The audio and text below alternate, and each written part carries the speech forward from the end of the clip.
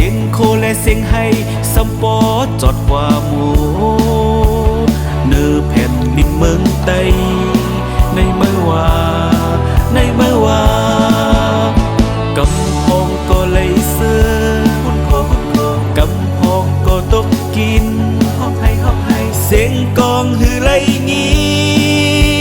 เสียงกองและเสียงยามสัมปอแต่กว่าหมู่จำอยู่ที่เฮินเฮาฝันป่อไปอยู่ที่ไหนสิตันตัวไหนก็หนึ่งเมื่ออย่าจี้มือมาว่าเขาในอำเภอสังอยู่ที่นั่นสิทำตัวตุ้ยขึ้นแลเมื่ออย่าสิเนมา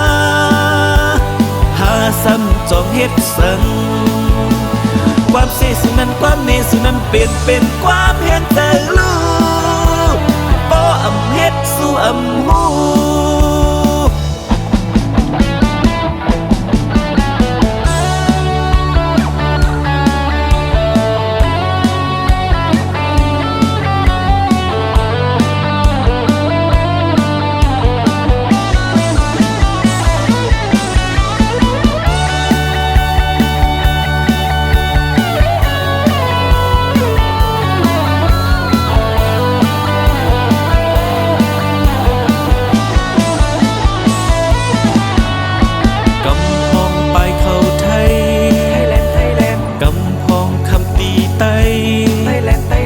กำพองเข้าใช้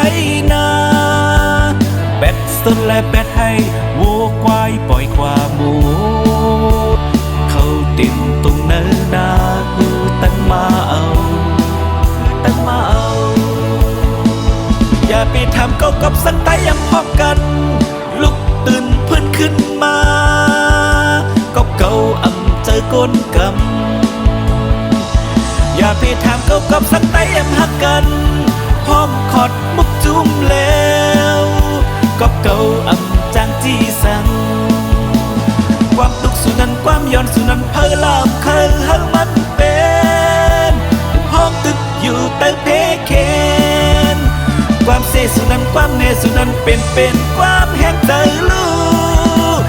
ป้ออ่ำเฮ็ดสู่อ่ำหู